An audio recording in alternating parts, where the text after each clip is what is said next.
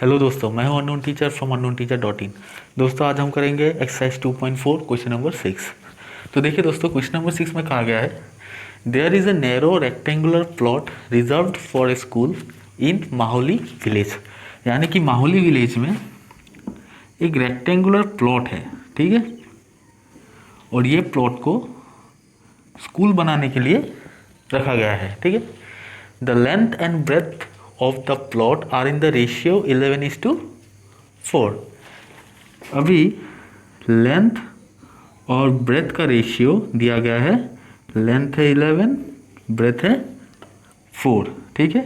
ये ratio form में दिया गया है, ओके। तो हम जानते हैं कि अगर रेशियो फॉर्म में दिया जाता है तो रेशियो से निकालने के लिए हम क्या करते हैं, दोनों के साथ जो भी रेशियो फॉर्म में दिया जाएगा वो नंबर्स को हम x के साथ मल्टीप्लाई करते हैं। यानी कि ये हो जाएगा 11x, ये हो जाएगा 4x।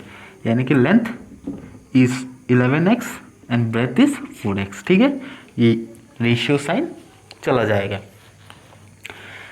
At the rate of ₹100 per metre it will cost the village panchayat ₹75,000 to fence the plot. यानी कि ये जो रेक्टेंगुलर प्लॉट है, ठीक है, इसमें बाउंड्री देने के लिए या फिर आप कह सकते हैं फेंसिंग देने के लिए विलेज पंचायत को ₹75,000 उसका कॉस्ट पड़ेगा।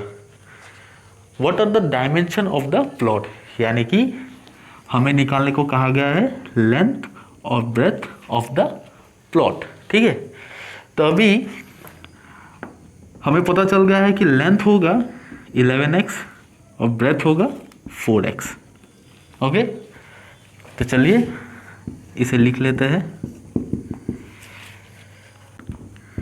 Late the length of the rectangular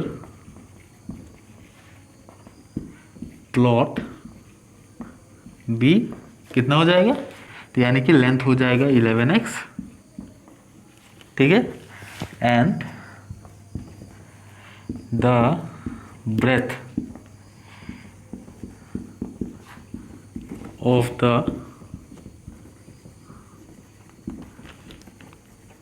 rectangular plot be 4x, ठीक है,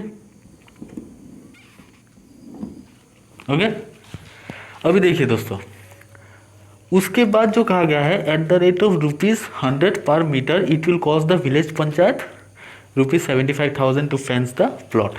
फेंसिंग करने के लिए तो हम फेंसिंग जो करते हैं, ये जो आउटलाइन है इसे हम फेंसिंग बोलते हैं, ठीक है ना। ये जो शेप है हम जनरली, आप सोचिए, हम जब बोलते हैं कि हम घर में बाउंड्री देंगे तो बाउंड्री किसे कहते हैं, जो सीमा होता है उसी को बाउंड्री बोलते हैं हम, है कि नहीं। तो ये जो आउटलाइन है वही है बाउंड्री। तो मैथमेटिकल टर्म में हम इसे क्या बोलते हैं, पेरीमीटर बोलते हैं। मैंने कोई एक क्लास में आप लोगों को बताया था एरिया और पेरीमीटर का डिफरेंस। क्योंकि हम जानते हैं जो एरिया ऑफ द रेक्टेंगल होता है वो ये अंदर का पार्ट होता है कि नहीं, ये पार्ट होता है। तो ये तो हमें निकालना है नहीं, फेंसिंग निकालना है, यानी कि हमें पेरीमीटर निकालना होगा। तो पेरीमीटर ऑफ द रेक्टेंगल का फॉर्मूला क्या है उसे हम यहाँ पर बैठाएंगे। तो अकॉर्डिंग टू क्वेश्चन अभी हमें पेरीमीटर निकालना होगा रेक्टेंगुलर प्लॉट का। तभी हम जो क्वेश्चन में गिवन इंफॉर्मेशन है उसको बैठाकर x का वैल्यू निकाल पाएंगे। तो उसके लिए perimeter of the rectangular plot निकालना बहुत ही ज़रूरी है। 2 इंटू पेरीमीटर ऑफ रेक्टेंगल का फॉर्मूला क्या है, 2 इंटू लेंथ प्लस ब्रेथ, ठीक है। लेंथ कितना है 11x, ब्रेथ कितना है 4x। ब्रैकेट का काम हमें पहला करना है बदमाश रूल के हिसाब से। 11x plus 4x is 15x, 2 into 15 is 30 और ये x बैठ जाएगा। यानी कि ये जो पेरीमीटर निकला, ठीक है, 30x, यानी कि ये है,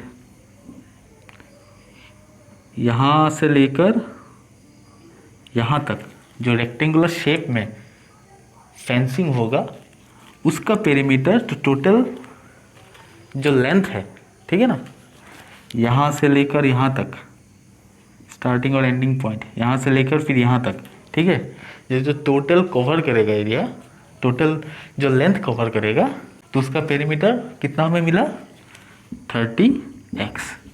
अभी देखिए दोस्तों,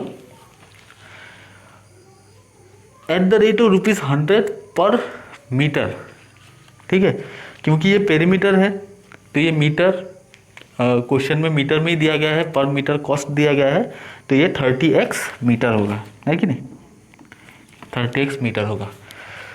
तो हर 1 मीटर पे फेंसिंग लगाने के लिए 100 रुपीज़ का कॉस्ट आता है, ये क्वेश्चन में दिया गया है।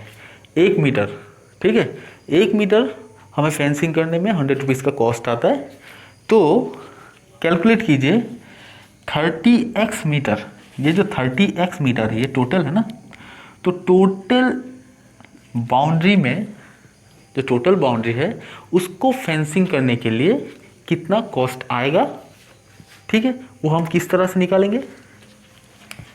अगर 1 मीटर में 100 रुपीज़ स्पेंड हो रहा है तो 30x मीटर में कितना होगा, 30x इंटू 100 होगा, है कि नहीं। तो उस तरह से टोटल जो कॉस्ट हमें लगा इस पूरे रीजन को, इस पूरे एरिया को बाउंड्री देने के लिए, वो है कितना, 75,000, ठीक है। तो इसे हम किस तरह से लिखेंगे, देखिए, इसको हम डायरेक्टली कर सकते हैं या फिर स्टेटमेंट वाइज भी कर सकते हैं। तो मैं यहाँ पर डायरेक्टली कर देता हूँ, यहाँ के बाद यहाँ, ठीक है। अभी देखिए, तो फॉर्मूला के हिसाब से भी आप इसे याद रख सकते हैं, perimeter into per metre cost, per metre cost कितना था, 100 था, is equals to total cost, total cost हमें कितना लगा, ठीक है, पूरे रीजन को फेंसिंग देने के लिए। तो पूरा रीजन का जो लेंथ है वो कितना है, 30x मीटर है, ठीक है, इनटू 30x मीटर को अगर हम 100 से मल्टीप्लाई करेंगे तो उसका टोटल खर्चा निकल जाएगा, बाउंड्री देने में हमें कितना अमाउंट हमें लगा, ठीक है। तो आप इसे सॉल्व कीजिए, 30 into 100 is 3000, 3000x equals to 75,000, यानी कि x का वैल्यू आएगा, ये 3000 इंटू था, तो 3000 जब राइट हैंड साइड में जाएगा वो हो जाएगा divide, which means 75,000 divided by 3000, ये जीरो कैंसिल, ये जीरो कैंसिल, ये जीरो कैंसिल, और 3 और 75 दोनों का ही कॉमन डिवाइजर 3 है, तो 3 कितना जा होगा, 25 जा 75, यानी कि x का जो वैल्यू हमें मिला वो है 25, ठीक है।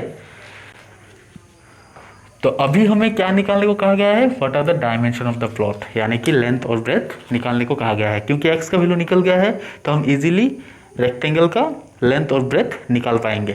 लेंथ हमें पता है 11x, ब्रेथ हमें पता है 4x, देयरफॉर लेंथ, मैं पूरा स्टेटमेंट नहीं लिख रहा हूँ, आप लोग ज़रूर लिखना, क्योंकि यहाँ पे जो स्पेस है वो ज़रा कम है। तो length of the rectangular plot इस तरह से आप लोग लिख लेना, कितना था 11x, तो 11 इंटू एक्स का वैल्यू कितना मिला हमें 25, which is equals to 11 into 25 करके देखिए, 11 इंटू 25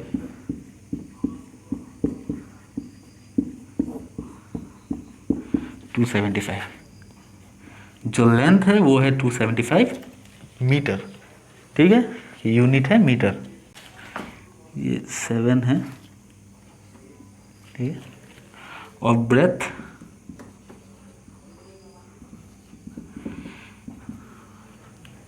ब्रेथ कितना था 4x, 4x equals to 4 into x, x का वैल्यू है 25, तो 4 इंटू 25 इज 100 मीटर। यानी कि जो लेंथ हमें मिला वो है 275 मीटर और जो ब्रेथ मिला वो है 100 मीटर। ठीक है, तो इस तरह से हम ये वाले प्रॉब्लम को सॉल्व करते हैं। ठीक है, क्लियर है? अगर कुछ प्रॉब्लम है कमेंट सेक्शन में ज़रूर पूछिएगा। तो चलते हैं नेक्स्ट वाले वीडियो पर।